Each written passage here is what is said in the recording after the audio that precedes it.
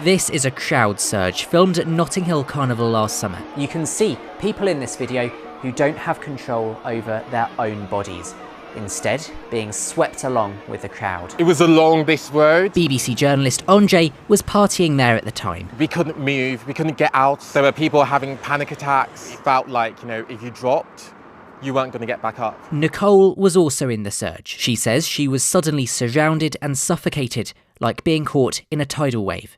Moments later, Andre and Nicole got out unharmed. I managed to get into the stairway of a basement flat. Luckily, we managed to get to that bit of space. But we've recently been reminded of just how dangerous out-of-control crowds can become. Around the world, we've recently seen a number of injuries and deaths in crushes at other big events, which happens when people are pressed on all sides until they can't breathe or are trampled. So what can you do if a crowd becomes too busy? Here are 3 key pieces of advice from safety experts. First, recognise overcrowded areas. Let's take another look at this video from Carnival.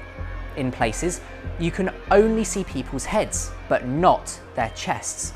That's a useful sign that the space might be too busy. Second, prepare an exit plan. Calmly look for ways to a quieter area and signal to authorities that you need help. Third, go with the flow. It's usually safer to move with a group than against it until finding a way out. Don't push forward or pick anything up that you drop, as this increases the pressure and risks getting trampled. So why are we recently hearing more about crowding incidents? Let's hear from some of the world's leading crowd safety experts. COVID happened. Crowds coming back in larger numbers than before. In enthusiastic, hey, it's great to be back at events again. A lack of skills within the industry, and no formal regulation in terms of events have to have a particular specification.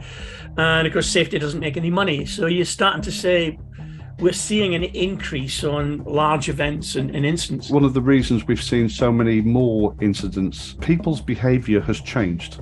Security guards and stewards are having far more difficulties. Let's recall the Euro 2020 football final. It was labelled a near miss from fatal disaster after thousands of ticketless fans tried storming into Wembley Stadium.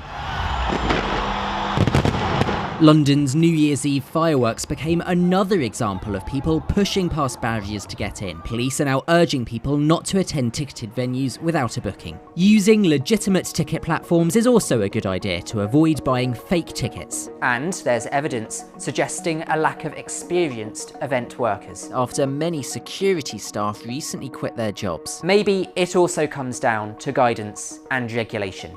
Questions are being asked about whether crowd safety training should be mandatory for event organisers. The Met Police had described Carnival as being largely positive and told BBC News that crowd management is a matter for the event organisers. The Notting Hill Carnival organiser says this was an isolated incident and there's usually plenty of space. We've been doing a lot of work over the last few months, kind of focusing on, with our partners in Carnival, how we can make it easy for people to move around the route, opening up certain areas. In addition to that, we've got in excess of 500 more stewards, and we'll particularly be looking at the areas where we did experience increased numbers last year. Events run smoothly most of the time, but bearing this in mind might be important if you end up somewhere feeling unsafe.